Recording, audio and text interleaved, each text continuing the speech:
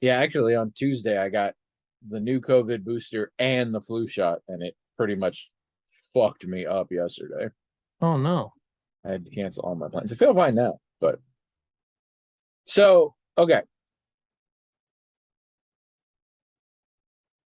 I'm not too ashamed to admit this, and I'm maybe it's true for a lot of people who are not good at keeping a clean house. Until I retired and became a full-time homemaker, there were a lot of basic cleaning things about our house that if you'd like, when the last time you did it, if you're lucky, the answer would have been like several months ago. And with a lot of them, it would have been like years ago. Things like vacuuming, mopping. It literally was years since those things have been done. But now all of that shit is happening on a regular basis. And that's great. So we go through a lot more cleaning products now. Yeah. And you can tell, like Trish will come home and she'll be like, "Oh, you mopped today," because she knows what the mop cleanser smells like. Or she'll go in the bathroom and be like, "Oh yeah, you clearly cleaned it." I can tell because there's less cat hair and there aren't spots on the mirror, but also it smells like the bleach cleaner and stuff like that. She really likes these smells because it smells clean to her. Is that how is your experience with those things? What do you associate that sort of smell with? Um, I don't know. I worked in a hospital as a janitor and Yeah, stuff. yeah. So some of my, I mean, I think that affects, like, I can kind of put, sort of mentally send myself back in time to when, my mom would clean things and, she would use stuff that smelled like pine and, Yeah. in her cleaning. And I remember liking that or thinking that was nice. I also remember going to hospitals and stuff, and the hospital smelled a certain way. I don't know, like I don't know what it smelled like. It smelled clean though. Mhm. It seemed like a clean smell to me, which I remember people complaining about the hospital smell, and I always thought it was actually That kind does of the nice, and sterileness, as a lot of people say. Yeah. I always thought it was kind of pleasant. But working in a hospital and working with a lot of chemicals that all smell different, and none of them smelled like pine, and none of them smelled like I remember hospitals smelling. Um, that wasn't an unpleasant experience, but I wouldn't say it was a pleasant experience either. So Yeah. I think for the most part, whenever I go into a place and into our home or to like any place that I can smell the chemicals and I know, oh, this has been cleaned recently or they did the floors recently or whatever. I don't think it really has any particular effect. Although when Abby uses, I mean, I guess I've used the pine stuff sometimes. I don't usually use things that Yeah, smell and like and if pine. it's a sense memory thing, that's Yeah. huge. Yeah. That's still a Um, thing. But I spell pine in here, and even if yeah. she puts it like in an air freshener or in a diffuser or something, I always have like a kind of a nostalgic, My response to that. biggest sense memory is Aqua Velva Ice Blue, which was the aftershave my father wore. And the reason it's so big is there was a tradition that ran for a very long chunk of my childhood where I he's they had a ensuite uh bathroom to the bedroom, obviously. That was the one just they used. And so in the morning I could hear him shaving because he had an electric razor. And then afterwards he would put that on. And there was the thing where when I would hear it turn off, I would run in there and he was putting on aftershave and he would take the thing and he'd just do that and he would boop it on my nose and it would smell really strong. And it wasn't until my 30s or something that somebody was wearing it or whatever and I smelled it and it's just like dad, like in my face. Oh yeah, I mean um there are things like that for me too. but clean, and maybe this means my family didn't clean that well, I don't know. I don't like the smell. Oh, sorry, my screen was suddenly covered with the last meeting because it just finished converting. I don't like the smell and it always in my head smells dirty somehow. The cleaning product smelled dirty. And it sort of doesn't matter which cleaning product it is. And originally, I kind of assumed, because everything was very dirty in my house, that I was cleaning it and it was cleaner, but it was also getting wet the remaining dirt. Because, everything wasn't perfectly spick and span the first time I did it. There's stuff that is like, I mopped and that part's still not there. And then as I did it repeatedly, it eventually sort of got clean, and now it's very clean. And so I thought that was what it is, but now it's been going on for a while. And I'm still trying to figure it out, because in my head, just today, I was like, does the smell of cleaner make me think it recently was cleaned, which therefore means it was slightly less recently dirty? Well, there I are a don't know, couple. but weirdly, the smell of cleanser makes me think of things being not clean. There are a couple cleaner smells that don't make me think of cleanliness. One of them is bleach, which that might be related to A lot of the stuff I use in the bathroom has got bleach in it.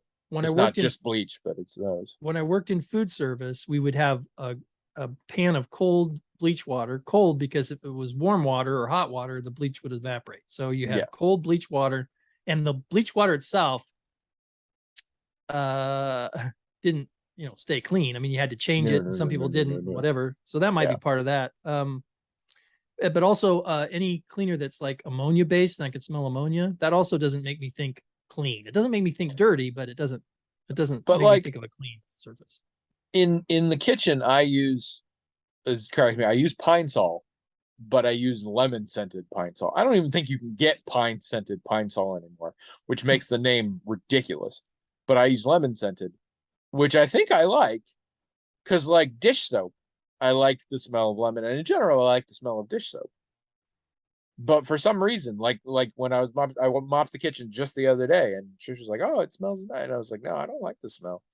And what's more, it doesn't smell clean to me. It kind of smells the opposite, and I don't know what that's about. But we ain't got time to talk about that, because we had so much shit we didn't talk about last time. Hi there, everyone. Welcome to the Magical Talking Hat Podcast, the only podcast that when we do a two-parter, it really is like we just did one big podcast. So like, think of the first hour that you heard a week ago as the intro, and now we're going to do the actual podcast, even though that's not how it should work or anything. I'm Tony. And I'm William, and this is episode 602. All right. And we are not going to discuss how the show works. If you're hearing it for the first time, go to the previous episode, or really go back further, but previous episode at least, and you deal with that crap. Oh, you know what? I forgot last time to wish everybody a happy equinox, because it's the equinox as we're recording this. Oh, yeah. That was last week now. Forgot. Oh, well. If you didn't have a happy one, it's William's fault. It's my fault for not wishing you a happy He equinox. didn't wish you soon enough. And if you have time travel, go back a week now. Have a happy. You said you were going to talk about video games. That's what you said. I'm going to talk about some other things, but I want to talk about a video game. Okay. Because I was surprised by this video game. I'm mostly still playing a lot of Final Fantasy 14. Still like it a lot. But sometimes they have to do maintenance. And because a lot of it is based in Asia, and they do it across all of the data centers at the same time, they don't choose the real useful off hours in my time zone. Yeah, right. So frequently when they're doing maintenance, it's basically starting around 5 o'clock my time. Right when you want to until wee hours in the morning. And so there are some nights where if I'm not doing stuff with Trish, I would normally play Final Fantasy. I'm like, well, shit, what am I going to do? So I will grab other games, and I am a PlayStation Plus member, and so I have a shit ton of free games that I got from that, and I'll grab those. And I recently grabbed one, and I installed it, and then I didn't play it for a long time, and I finally decided to try it out, called Slay the Spire. And I've since found it's apparently quite a popular game. You can get it for PC for like $25, but I have it on PS4, and I'm weirdly getting a little addicted to it. And it's a very simple indie game, and it actually reminds me a great deal of a game I got on my tablet one time for like $3, in terms of gameplay style. And what it is, in the parlance, is a turn-based card battle rogue like.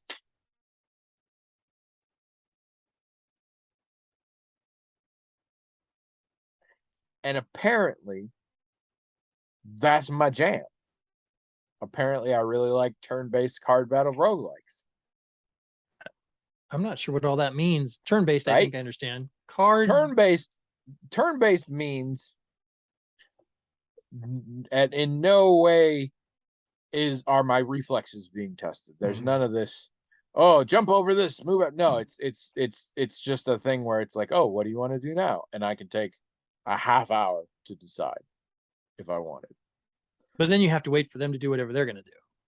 Yeah, but it's a computer, so it'll take them like 3 seconds. And they're like, okay, they did this. And so it's more like, say, like a board game or something. You're playing with another person. It's my turn. I do the thing. It's their turn. They do the thing. Rather than, you know, ones where it's like you're in real time doing stuff, and hand-eye coordination and rhythm and stuff are part of it, which I don't always hate, but I find stressful, and B, as I get older, I'm worse and worse at, and C, I was never that great to begin with. Turn-based, depending on how it's done in a game, can get boring for me nowadays, but this is not the case here. Card battle means everything involved is done with cards, and I have a deck of cards, and I draw 5 cards, and like if I play this card, I hit them with an attack. If I play this card, I put up a defense. If I play this card, I do some wacky crazy thing that does cool stuff, or I put a status effect on them, or things like that. And the roguelike is the part I know the least about, but it basically is,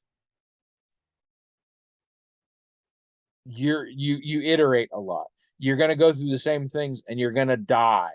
Or in this case, you can sometimes get to the end and beat it. It's not very long, but the whole point, then you're done, and the whole point is you play again and again, and over time you unlock new features and things like that, and learn from it and improve.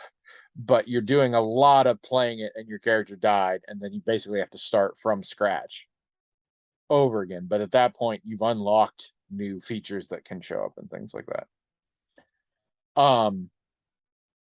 And it's a very basic fantasy thing. The basic idea is there's a big tower, and you're a dude or lady or person or robot in one case, going up each floor, and on each floor, most of the time, is some monsters. You attack the monsters and you try not to die.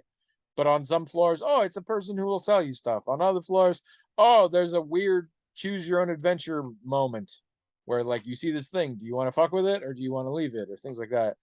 Or, and then sometimes there's a boss fight, and sometimes there's a little campfire and you can rest up or whatever, that kind of thing. And there are 4 character classes, and you start off with just one, and then you slowly kind of like unlock them as you do better, and they all have things that unlock, and so there are new abilities and stuff. There's the cards, and then there's something called relics, which are just little things you get that are up in the corner that do weird things, and then there's something called potions that temporarily do weird things. So just like for one fight, you drink a potion and something happens or whatever. And these all, and then there's monsters, and monsters have different abilities and different combinations and things like that. And there's lots of statuses and stuff. And so all of these together create so many combinations that the replayability is pretty strong. And like, to the degree where I'm playing it and I'm like, oh, I have a chance to get this card. Yeah, I'm going to get this card because it's really been good before. And then I'm going on and I'm like, oh, wait, but the way I'm playing it this time is like this. And so this card isn't actually as useful this time. And then the next time I play, I'm like, actually, if I do this, this, and this, that's a great combination of things. But like, but you get your cards are random and the relics are random and things like it's not on the third floor, you always get this one. There's a lot of randomization involved. And in fact, even like the bosses, like there's a bunch of different bosses, and you'll get a particular level of boss when you hit that point, but it's not going to be the same one. And they have different powers and different weaknesses and stuff. And it's very sort of indie. It's very two-dimensional. You're over here, the bad guys are over here thing. And there's minimal animation, and it's pretty static backgrounds. It's a very sort of hand-drawn arty style to it. But it's just really compelling, and I really enjoy it. And you can save pretty much anywhere. So it's really good of like, I got 10 minutes. Let's do a couple of fights or whatever. And you called It's it pretty fun. rogue-like? Is that what you Rogue-like. That years and years and years and years and years ago, there was a game called Rogue that was a fighting dungeon crawler thing. And this was back in like the DOS days. And if you died, you had to just start over. Like there was no, like the whole game, you had to start over. And so that's a genre of game now.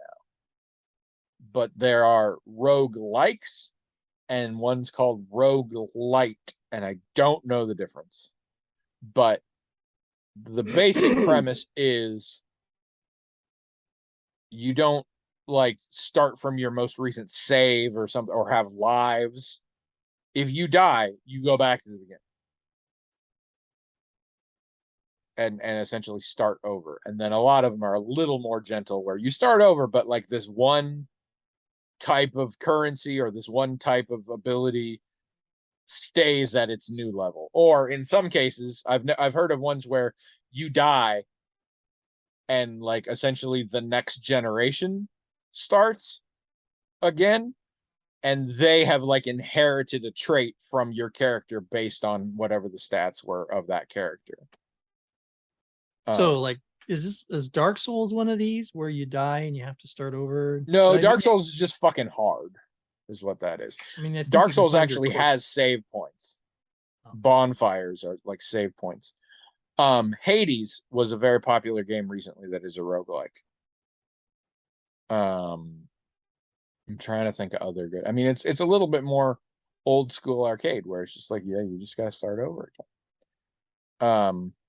And the point isn't to beat it, because technically I started this game the very first time I beat it. There's only 3 sets of floors. I mean, and each set is like 15 or 20 floors, but it's only like 3 sets. And I got to the end. Huh. And then it's like, you want to start again? I haven't managed it since then. And sometimes I've died very quickly because there's a lot of it's just a really good combination. There's a lot of randomization and a lot of tactics and strategy involved. So it really hits that easy to learn, difficult to master sweet spot. And the characters are very different in a lot of ways. The first character is a real basic fighting dude, and then I get one that involves a lot of poison and daggers and things, and I get different kinds of cards for that. And then the next one I unlocked is this fucking robot who has these orbs that I can channel or put things in, and like they do different things when they're floating around me, and if I use them they go away, but they do even a different thing. And that combines with, again, I have cards that do other stuff at the same time. And then the last one is a sort of monk thing that has different stances, and that affects how she attacks or how people attack her and things like that. And they're just all very different. And then again, I've had relics that like drastically change the game. I've had relics. A lot of relics are like, you get this cool thing, but also this thing sucks.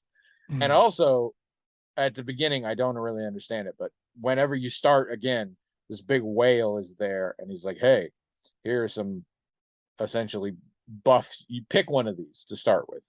And again, some of them are just like a cool thing, but a lot of them are like, "Get rid of this thing, and you can have this other cool thing.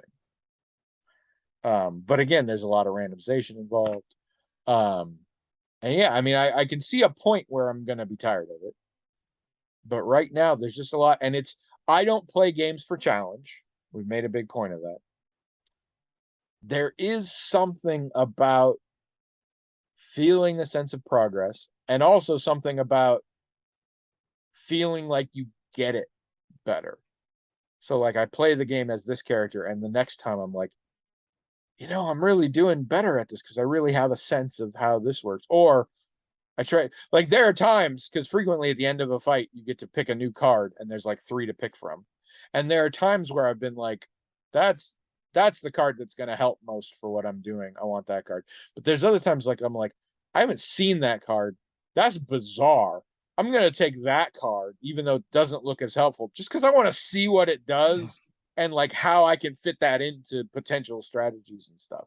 And Right. it's just a real fun, there's almost a puzzle aspect to it, and it's very simple and it's very fast paced. But again, I can pause, and I do, and the game is actually really good at moving the cursor around the screen, and like you put it on you or you put it on a monster, and there's all the little status things that have all these symbols. It just lists like all of them and what they mean. And like if you see a card and it's like you get 3 energy, when you like next to the card, it'll be like energy is this and this and so it's really good at making sure you know what's happening. Hmm. And I'm really enjoying it, so I just wanted to tell people about it. I believe it's like $25 on Steam if you play on a PC. I don't know what it is on uh console, but again, if you've been doing uh PlayStation Plus for a while, you probably have it for free, and I would recommend checking it out because it's very cool. Did you like strategy board games when you were a kid? Like Risk and stuff like that, Stratego? I don't think I did, but because I don't tend to enjoy competition. Hmm. I like I like strategy games that are single player Mm, okay. or cooperative ones, because they make those nowadays, cooperative board games that are strategic. Those can be fun. Um, but it's a certain level for me. Like it can't be too hard. And this is, like I said, this is in a sweet spot where like there's so much to learn and grow, but I never felt like, oh, I'm an idiot. I don't know what I'm doing. Like it was very, very easy to pick up. But then every time I'm like, I've got this down, there's another twist. I'm like, oh, there's more to figure out. And it's you do die a whole bunch, but it's super painless in that you just start again. And every time you die, it tallies up certain things and it gives you a certain amount of points. And those points are on a thing. And when you get a certain number, you unlock a new set of cards or a new ability or things like that. So you're always progressing in some form. Right. And so, yeah, it's just real fun. I can see, I mean, it's only been like a week or something, but I can see maybe a month or two down the road, I'm just like, yeah, I've done everything I can with this and I'll be done. But for now, I'm enjoying it a lot. So Cool. Cool. I would recommend it. I also do want to talk about a movie real fast. We watched last night. It is not available for free currently, but you can rent it places. We paid $6 on Amazon. It's called The Duke. And here are the salient points about it. It is a piece of historical fiction, aka based on a true story. It is about this old retiree in northern England who once stole a portrait of the Duke of Wellington out of the British National Gallery, Mm, and what hijinks ensued. And the two leads, namely the old guy in question and his wife, are played by Jim Broadbent and Helen Mirren. It's a very good movie. I recommend it to people with some caveats. okay. The actual plot of like the theft and the country trying, like the actual story of the theft and what happens and twists and turns and stuff is fine. It's not spectacular. And there are some places in the second act that I'm like, we really had to do some gymnastics to make this plot point work and things like that. And I would not say it's worth watching for that. It's not a fun like mystery or something like that. What it mostly is a really good slice of life character piece about lower class people living in 1960s Newcastle, England. And it is Jim Broadbent and Helen Mirren, so of course they are amazing, and I would watch them just playing characters who were watching TV for the whole run of the movie. And it is sort of a comedy drama in its way. If that sounds appealing, then I would very much recommend it. It is a very sweet movie. It is a very I would say uplifting movie. I don't know how accurate it is, but it's a fun story, and it's not a dark story or anything like that. And it is just fun. I enjoy period pieces, especially 20th century period pieces, and I enjoy British culture, and it also gives a look into what social activism in the socialist country of Britain looks like rather than America. And it is distinct. And there is sort of a component of that in there. So that's fun, but it's very much just a slice of life kind of regular people thing. If that sounds appealing to you, then I highly recommend it. If it doesn't, it might be boring as hell. But I enjoyed it a great deal. And Trish enjoyed it a great deal. But to give you an example, the person I immediately reached out to was my mother. My mother's gonna fucking love this movie. My mother loves certain kinds of movies, and a lot of other people would not necessarily. So, but again, it's called The Duke, and I thought it was quite good and very well acted. To me, this is very funny. It's set in Newcastle. It was filmed in Yorkshire, and those are very different places in my head. But I don't know. I mean, that constantly happens here. Like it's set in St. Louis, but it's filmed in Astoria, Oregon.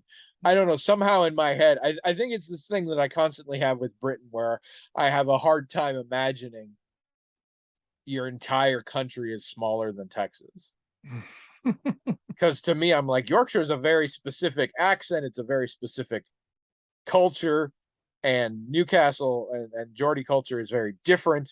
And so to me, I'm like, are people okay with this? That like we're claiming it's here, but I'm like, that's probably It's not a thing. pretty stunning how diverse the United Kingdom is given its geographical area. Exactly. I mean, I suppose, like you were saying with Texas, there's actually quite a bit of diversity there too, but it's just you just don't think of such a small, relatively small set of islands having such incredible diversity in accents and culture and in cuisine even and all this stuff. It's amazing.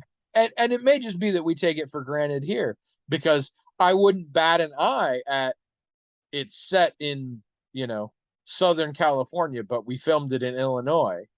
I mean, as long as it looked right. Like you obviously could film that in a way that I'm like, that's not what it looks like. But and I didn't do that. I wasn't like, oh my God, that's clearly a Yorkshire countryside. Like, wasn't that.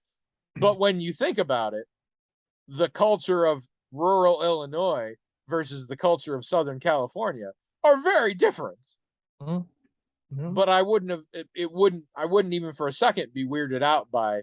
I think part of it is it involved specifically Screen Yorkshire, like the organization behind getting people to film in Yorkshire, and like it was emblazoned everywhere, and I just found that so weird. I'm like, but it's set in Newcastle. So in my head, that was just like, because usually when you see that kind of thing, when it's like, oh, film Canada or whatever, it's set in Canada. When it's, Quebec or Australia, like it's set there. So to me, it was very weird that I'm like, we made a big deal of this being filmed here, but it's not about there at all. So I think that's all in my head, but it was amusing to me. Yeah, that's it. Let's do it. You know, the theoretical premise. Okay. While I This pet this is cat. from Jazz. Oh, it's gonna save and ruin the podcast. She's such a postmodernist. She says this is the Yiddish vocab word of the week. Ooh. And I don't know how to pronounce it exactly. It's either a shidduch or a shidduch. It's probably shidduch, right? CH is probably Probably. pronounced with a K. Years ago, I think my family, and I have it somewhere, got me a little paperback, but like thick, but like a standard old timey paperback size, that was a Yiddish lexicon that I treasured. I learned a lot of fun words there. So she says a lot of people that I know in their 20s seem to be having trouble meeting a compatible partner despite all the online dating apps. According to a Washington Post article, the number of single people in their 20s who do not have a romantic partner is above 50%, which is the highest number since this measure was first taken in 1986. Of course, not all of them may be looking for a romantic partner, but the high number does seem to suggest something is going on. Why do you think this is? And what do you think might be some alternatives? All right. We got some serious bait and switch here. Well, unless, I mean, what must the hell's apply. acidic? I don't know. I know, this is what I'm saying. Like, you lured us in with the chance to learn some Yiddish. And then you're like, now let's talk about 20 somethings and their lack of partners. It's a Jewish arranged marriage. Oh, is it? Oh. Yeah. So that's. Wait, how did you just learn that? I looked it up.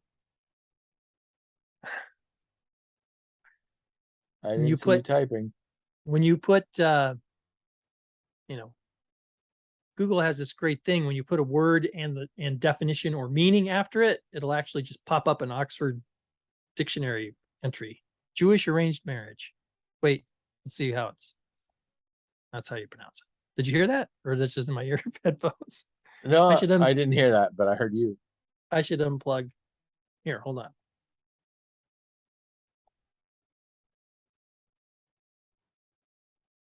No way this pays off. Oh, it's not going to do it because. Can you still?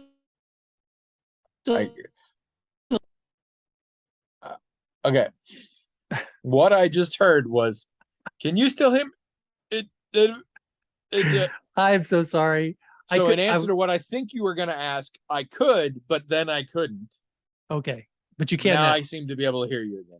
All right. Well, because unplugging, that was dumb. Anyway. This is why we have an IT department. And she's right here. I was trying to get the computer to say how this word is pronounced. I know what you were trying to do. You were failing. And I did fail. So what she's getting at is if young people are failing to meet compatible mates, maybe we just need to go back to this arranged marriage thing. I mean, on a certain level, I think, okay, you get prepared for this, people. A white, almost man is gonna just give his opinion based on no data or personal experience, because I got happily married before I was 30, the end. But I think there's a couple things happening. One of which is I don't like, and one of which I like. First of all, I think the same problem with relationships is happening with the same problem with all the relationships, friendships, acquaintanceships, work relationships, is modern discourse, and the modern internet discourse is making it all much more granular and much more sort of difficult, because I don't know, it's just hard. We all get an idea in our head, like, here's a big list of things that every partner needs to have, and we can very easily find out how they tick those boxes right up front. and just pass. We can swipe left, as the kids say, if they don't tick those boxes. Like there's too much. There is shit about Trish I did not ask for. And nowadays, in theory, I might have learned some of those things earlier. And in theory, I might have decided they were deal breakers. Whereas nowadays, I'm like, oh, this is annoying, but I desperately love this woman. So, all right.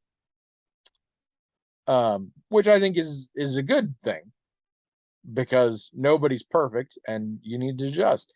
Our relationship, as much as our relationship led to the happy marriage we have now, the first few years of our dating relationship were kind of awful, and I don't know why we stayed together, but I'm glad we did.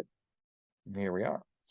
And I think between everybody putting everything about themselves online, and also your dating pool is so much larger now. I literally am friends with somebody online who moved cross country to marry a guy she knew only online, and now they live together and they're married and they have like 2 kids and the whole deal. Heck, one of our listeners, or possibly former listeners, moved countries to marry a woman who he knew only online, and now they have 3 kids and he's a citizen here and everything. So I think that changes the game, but I think it makes it trickier to decide if you want to commit to something, I guess. But I also think there's an upside. I think part of what is changing, I think in the modern culture, in the global community, and in the global communication, I think we're doing more questioning about these established traditions. What is marriage? Do we want marriage? What kind of relationship do we want? Does it have anything to do with sex? Is sex something we want to do separate? Is love of, like, in the past, it was supposed to be you get older and you find a person with whom you do the love and you do the sex and you do the companionship and you do the compatible personalities, and that's your life mate, the end. And that's real hard to find.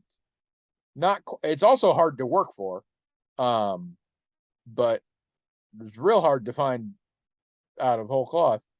And I think people nowadays are like, so why does my life partner also have to be my sexual partner or my only sexual partner? Or why do I have to live with somebody that I love if we aren't compatible living together? Can't we still love each other? I mean, I know married people who have different houses. Admittedly, I think there's a lot of things you got to look at there, but I mean, I think these are institutions that have been assumed for too long, and I like to think this is a sign that people are questioning them and questioning how they want to relate to them.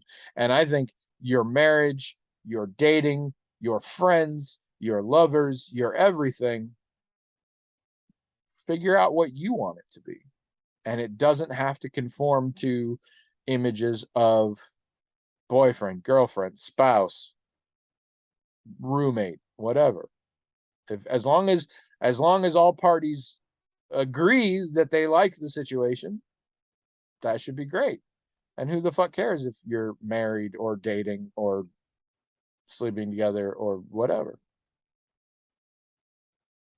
Except I think a big problem is that a lot of these people do care. I mean, they're not Oh, they're not happy with their situation. They're not just, hey, I just don't care about being married. You know, it's not like that. They want to have romantic relationships. They want to be married. Some of these people, and it's just not happening. well, so maybe we're in a transitional time, because maybe we're dealing with people who were raised to believe this stuff, and now they're hitting a society that's like, oh, maybe not, and they don't know what to do. Well, we also have to acknowledge, I think, the reality that even in cultures that didn't arrange marriages, there were still institutions that sort of arranged marriages. And what I mean by that is, if you go back a couple generations, in a given town, was everybody going to church? Probably. Were they meeting their future spouses at church? Probably. Was there a lot of pressure in that church community for them to meet their spouse there and so on? Probably. Also schools, schools, smaller schools, especially small towns and so on. I think we just don't have, I just don't think some of the institutions that were very traditional, that are maybe don't exist or that aren't behaving in as traditional a way as they used to, are doing that work. And it means that young people have to do it themselves. Well, okay, what does that mean? Where are Yeah. they going to meet someone? Are they going to meet them at work? Are they going to meet them when they go to college? What if they don't go to college? If you Well, don't meet, And this problem gets, I mean, apply again to all relationship. When you're a grown up, no longer in school, it's a lot harder to find friends. sure, It yes, has that's to be exactly like your church or your club or your work. right. And some people will meet. It's just, even in my day, it was really unusual for a person to marry their high school sweetheart or whatever, right? So, how is it going to happen? And people, just about everybody I knew, and a lot of the people I went to high school with, they met someone in college, or they met someone after they started a job somewhere, or after they transferred to a whole other state, that kind of thing. Yeah. And many of them met their person not really at work, but at church or at some other kind of civic or some other kind of thing that people used to do, that they don't really so much do anymore. And when you add to that uh the economics of our situation today is really making it harder for people to buy houses at a particular age, or feel like they, I mean, here's another thing. If we live in a culture where more people in their 20s are living at home, how free are they going to feel to have a dating life when they can't take their person home or whatever? Maybe everyone they work with is in that same circumstance, so they can't even find someone who has their own place to take them home to. And so, I don't know, when you put all that stuff together, plus on top of all that, I think there's a lot less social pressure in general on young people to do certain things. Like Yeah. you were saying, I think, like it used to be, you're 18 and it was pretty reasonable to get married, or, to start a family and stuff. And if unless you go to college, then you might put it off for a little while, but not everybody went to college. But Trish nowadays, and I thought we waited kind of late, and I was in my late 20s and she was in her early 30s. And nowadays I'm like, we were pretty early to this game. yeah, that's right. So these days, it's just, there's not a lot of, a lot of the institutions that used to encourage and help, really, maybe people don't want to think of it that way, but encourage and help that process, are gone. And the social pressures, I mean, I think a lot of these kids who want a romantic relationship, they're thinking about kids and marriage and stuff, and and maybe they wouldn't want to get married in their 20s, but they at least want to have a steady, significant other or whatever. Yeah, there's just a lot of a lot of the social and cultural supports for that kind of thing aren't there. And like I said, I know if I was in my 20s living at home, I wouldn't even think about dating. I wouldn't Yeah. even think about it. It's just be like, I can't. Maybe it would be dumb to think that way, but I think that's how I would think of it. And Well, and maybe I've it's just they could get often over said, it. I like, don't know. if Trish got hit by a bus tomorrow, why is that always the same? By hit by a bus? But anyway, Trish got hit by a bus. I don't think I would marry again. I don't even think I would probably date again. And it's not I'll never love a lover the same way or whatever. I'm just like, seems like a lot of work. Oh my gosh. I mean, And I mean, and that's to find somebody. Also, my marriage has been a lot of work, and the idea of starting that process over again with a new person sounds insane. exactly right. I mean, my first marriage was on my 20th birthday. There's a lot of things that I can say about my first marriage. I love the idea that they just wheeled in a very large present box, and you're like, "What is this? Happy birthday!" Oh my god, it's a bride! But one thing I was very grateful for the whole time, no matter what else was going on in the marriage, one thing I was grateful for the whole time was I wasn't dating. I loved that. I loved that I was not dating. I was very sad for all of my 20 something friends who had to go through all that dating rigmarole. Oh my gosh, I was so glad I didn't have to do that. And to this day, I do not regret not having a big dating experience in college. I just do not think I would have thought that was enjoyable or at all. For the novelty of it, I do occasionally feel bad that I didn't ever get to experience Tinder and similar things, because it just seems buck wild. And I'm like, one way or another, it seems like an adventure, but I wouldn't trade it for what I've got now. I just wouldn't blame kids today for not having a stomach for it, honestly. I wouldn't. I wouldn't blame them. Well, because but to Jazz's point, maybe, I don't know. I'm still confused. I should have read this email. I think you snuck in things and left. I don't know. You're weird. But to Jazz's point here, up until a few years ago, I was fairly opposed to arranged marriages. I have since found the error in my ways, and I think the answer to this, as the answer with so many things, is diversity. There should be institutions maybe specifically for this. Like, you come to me and you fill out a thing and you tell me what you want in a marriage and you tell me what you're like, and I match you up with somebody and y'all get married. You do a 90-day fiance thing and you get married.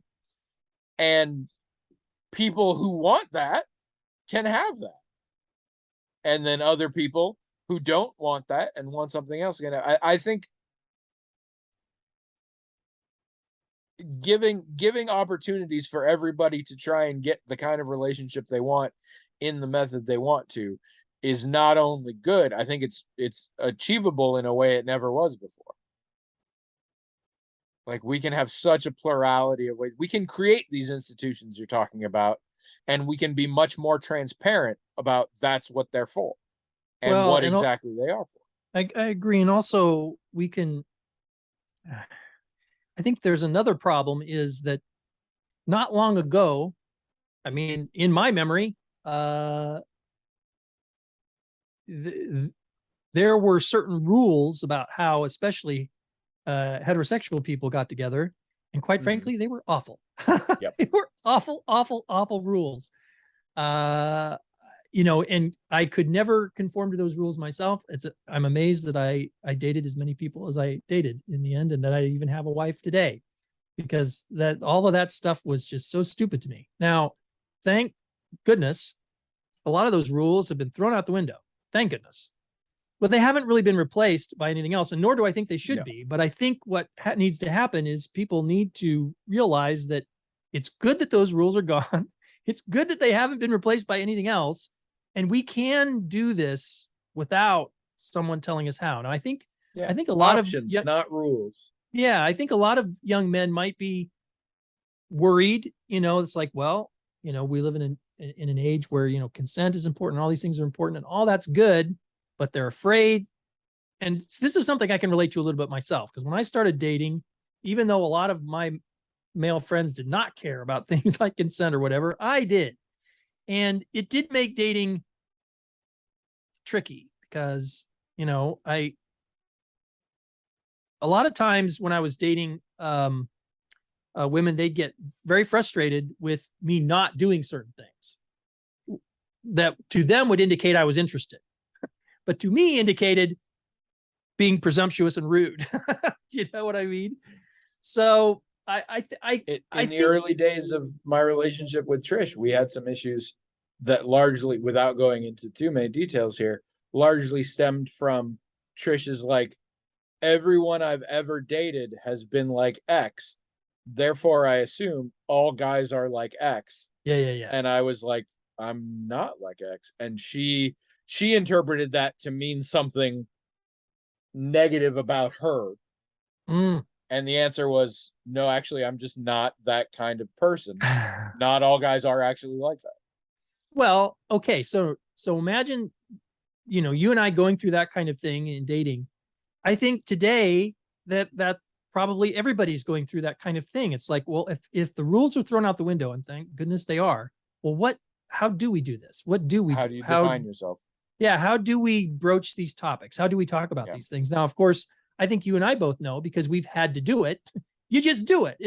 And it is hard. It is difficult. You have those difficult conversations with the other person, like you were just talking about, but you can do it. But I think maybe a lot of young people, yeah, I mostly am thinking of young men because I think I can relate to that, but probably young women also. It's just we don't know because the rules are all different now. We can't learn from the people before us because they learned from all those dumb rules. So how And we have there's to make still figure it out a ourselves. vocal plurality out there touting supposed rules Oh yeah. to this day. Yeah. And some of them are the old school rules. If he doesn't pay on the date, he's not worth it. Get rid of him. Or some of them are trying to do new ones of if he presumes he's going to pay, then he's clearly an old fashioned misogynist and you should run away from him. And it's like, Yeah, I mean, maybe it has to do with how much money I'll have and what you want to do. and you do have people who will answer everything I'm saying and say, well, that's why those rules were good, William. I mean, and they come from evolutionary biology and they'll say all this nonsense. It's not true. Yeah. But I think, maybe what's happening here is we're just going through the growing pains of getting rid of an old way of doing things. And so the young people, I mean, who are they going to learn the new way from? Because all of the people they know learned the old way. So yeah, they're going to have to, in some ways, figure it out on their own. And that's going to be hard. And, well, and of course, what we're describing, I think, has happened. Oh, this has happened before and will happen again. I mean, I'm sure, when the railroad became a thing, this was an issue because sometimes you wouldn't marry somebody in your own town and things like that. I mean, I don't ever want to do the thing of like, nobody else in history has ever dealt with it. Like, this is a different version. Right. And I just want to throw this out here. It is a random detail, but we are still living in an era where it's only been about 50 years since no fault divorce was even legal in this country. Mm.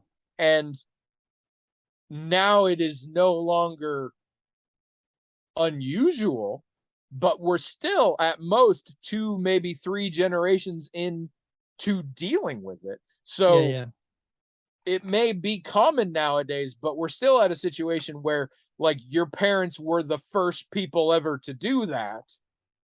And the people before that, their parents, it would have been unheard of. And that's a huge, and it's a wonderful thing because it recognizes that the very institution of marriage is fucked up. And the idea that if you're highly compatible with someone, you're always going to be highly compatible with them is ridiculous. But it's a huge game changer. Well, yeah, because it makes relationships like, these monogamous relationships, because that's what we're really talking about. It makes them riskier because there's not some guarantee that they're going to last forever. And also, most kids either have experienced directly or indirectly by only 1 degree of separation, parents getting divorced and how awful that can be. So, it's not just risky, that it's a risk that's felt, I think, by, young people in a way that, like, when I was growing up, I knew hardly any adults who were divorced or kids from divorced homes, hardly any. So I didn't even have much of a concept of what that was like or what that would mean.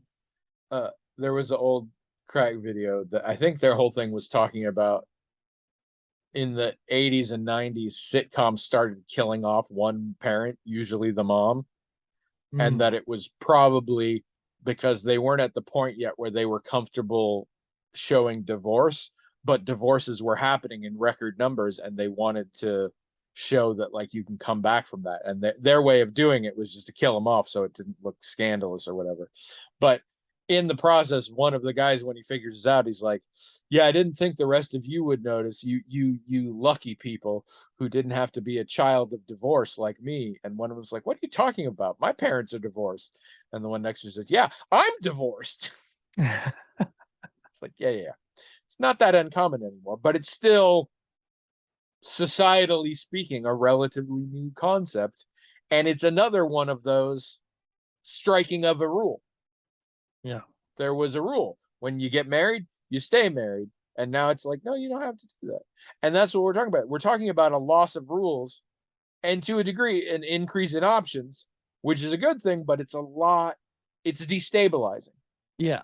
It's going to take time for people to Yeah. figure out how to adjust, which it's Um, frustrating because while that's happening, you just get a whole bunch of commentators who are saying, oh, look at all these young people that are getting married and are single and are unhappy. It's too bad all of these rules and institutions are gone. Well, no, that's not, no. it's not too bad they're gone. It's Well, just, and we still want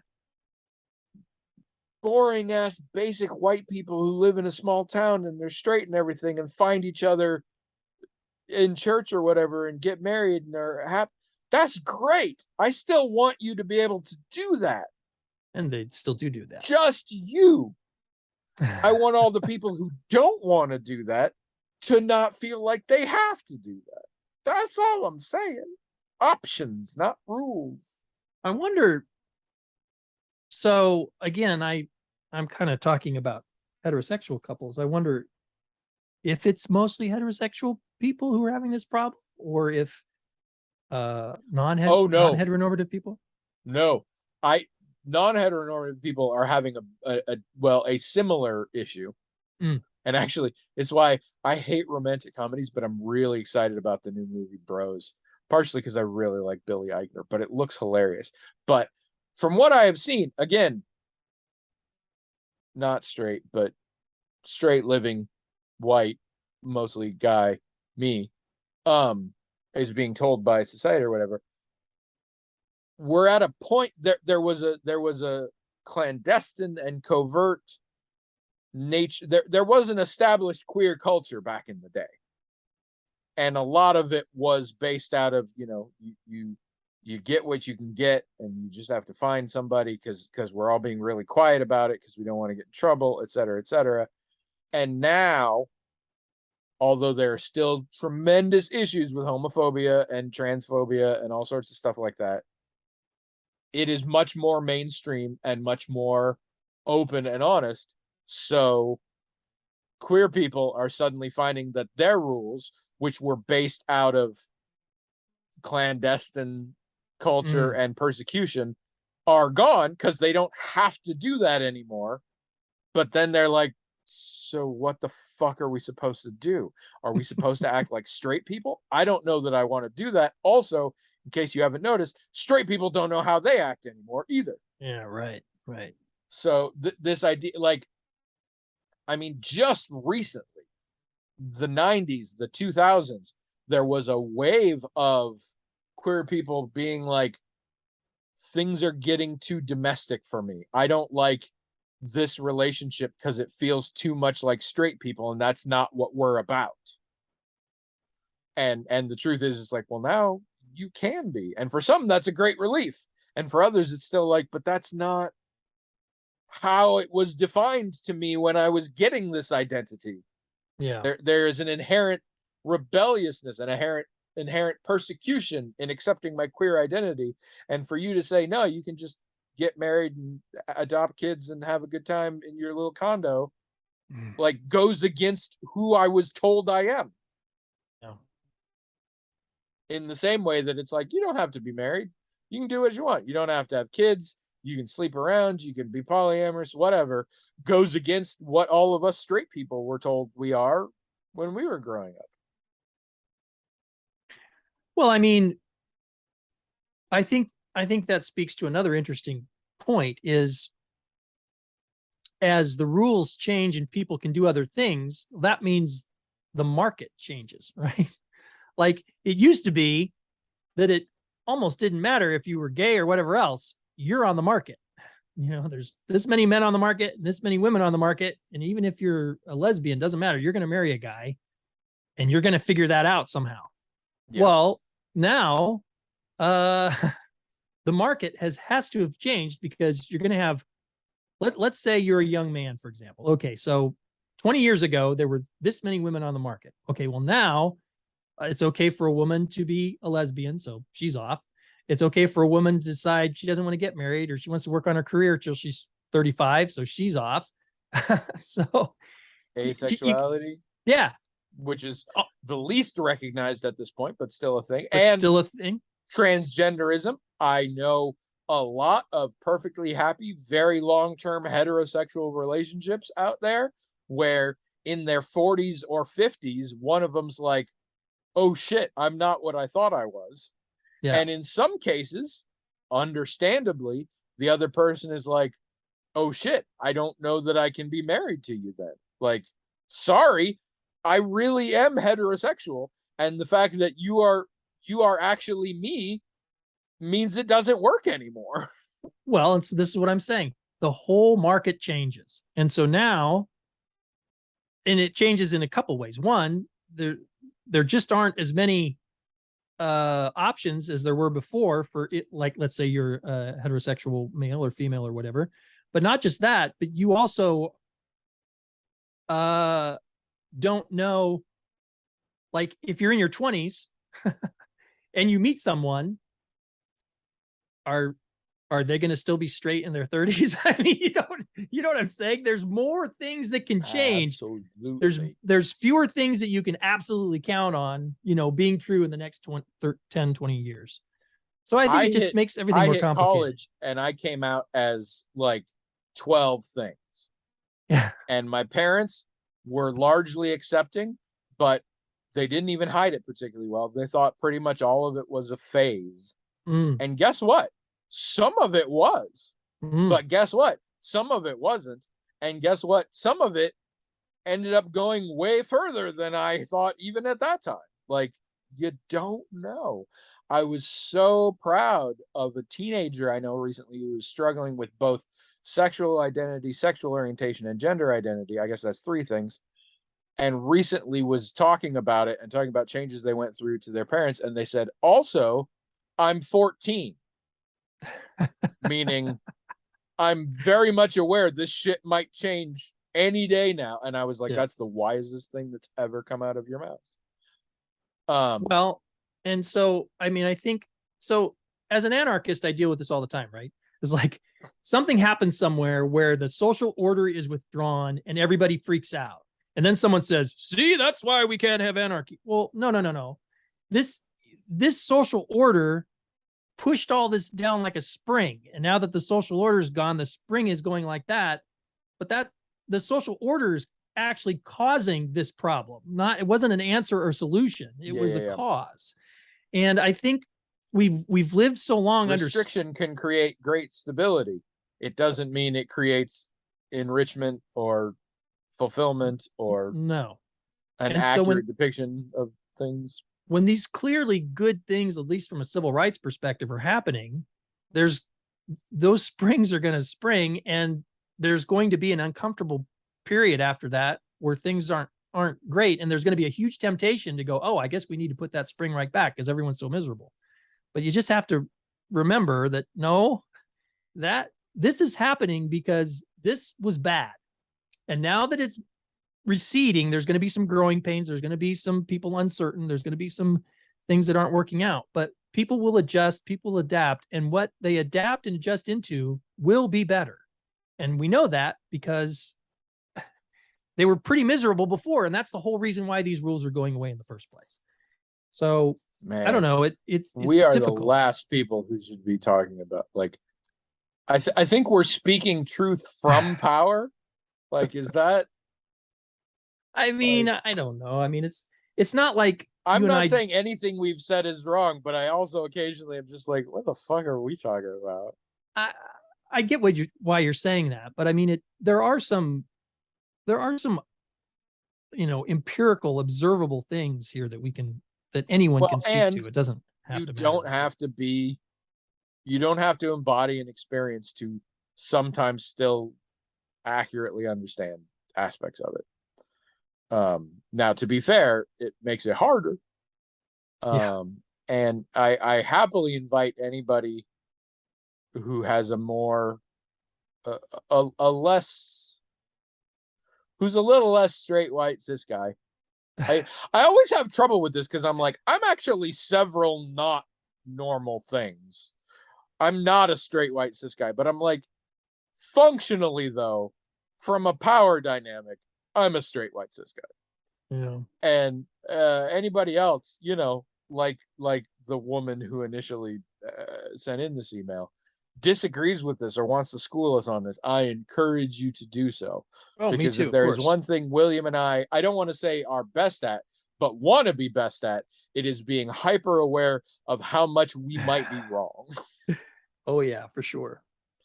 So we both get off on having it explained to us in a way that we realize we fucked it up. So feel free.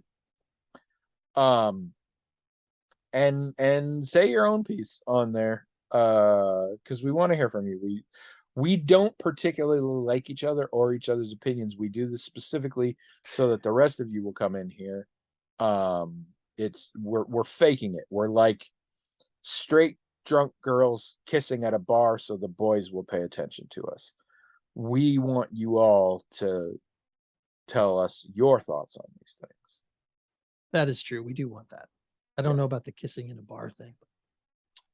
You didn't hang out with enough drunk straight girls. I guess not. There's your problem. Got to That's my get out whole on the problem. market. My whole problem. Your whole problem. I is do that feel specifically. I do feel for young people today because we are in such I a don't. I hate them all. we are in such a volatile time, and on one hand it's like you said, on one hand it's so positive, but I can see Well, how if you're a young person living through it, it might not feel very the positive. good news is it all becomes moot because within the next 50 years or so, we're all going to die off. So they don't really have to address these issues. So Okay. Well, you know, there are some people who will say that because of certain projections into the future, a lot of young people might not feel very hopeful, might not feel like, well, how could I bring a child into this world and stuff? I mean, and that probably does impact some people. Although I mean, this has been true for many decades now. People have felt like the world is about to end, and how can I bring a young person? How can I bring a baby into this world? And they do it anyway, in fairly large numbers. So, I mean, I oh, yeah. think there are probably some people who are feeling that way, but I doubt that's most people. Just doesn't seem to be how. I don't know. I've talked with most people, and that's not what they've said. What are we at? Almost 8 billion. Yeah, I've talked with like 6 billion. Oh, Maybe so, some well, maybe you're some. almost there. Yeah, most people. You can draw all kinds of conclusions based on No, that. this was back when I had a job. Now I don't get out very much, so Forget those 6 other 2 billion's billion kind of people. going to be the top. Oh, all right. Well, that's fine. Because I don't meet people anymore. It's amazing what you can meet doing clerical support for a nonprofit education company. 6 billion people you get to go. It's a lot of people. We are over time, and I'm sick of your face. So, let's wrap this up here. Go to the blog, like I said, themagicaltalkinghat.com, and tell us your thoughts on it. Write in to us, please, themagicaltalkinghat@gmail.com. Your emails are what give us our only actual good content. And go to eighththeater.com and see all the Williams crazy shit, and go to smashwords.com and get a book called Odd Wings and read it, or at least tell people you read it, because I wrote it. Do that. And tune in next week, which for us will be 2 weeks, but for you will be next week. And in the meantime, get back out on that market.